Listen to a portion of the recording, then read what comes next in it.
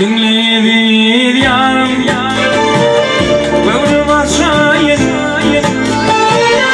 Dinle oluklardan Ahlanamı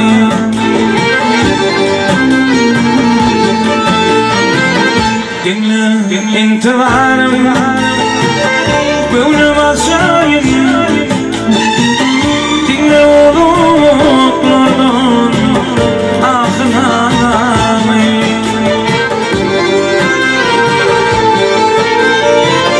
Geçişmi var peşler Onu biçeyle Niredin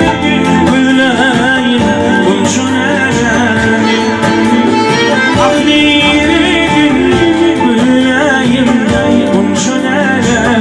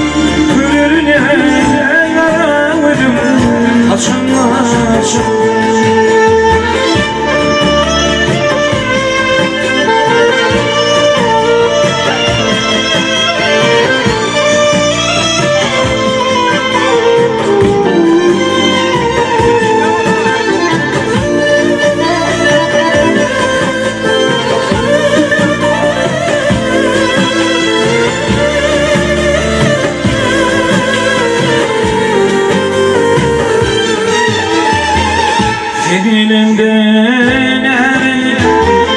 elin giderdi Gülüm gibi ifadedi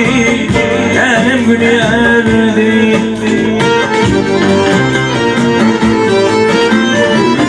Yine daim kolun eğer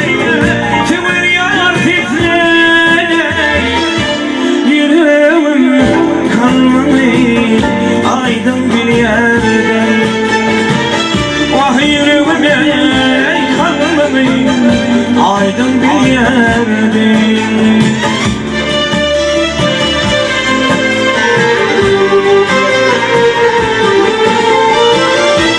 Anasına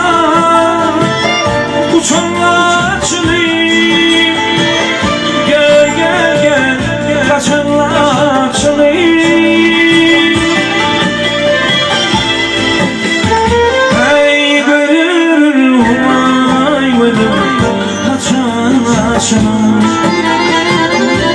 Bürürüne daramadım Açılma açılma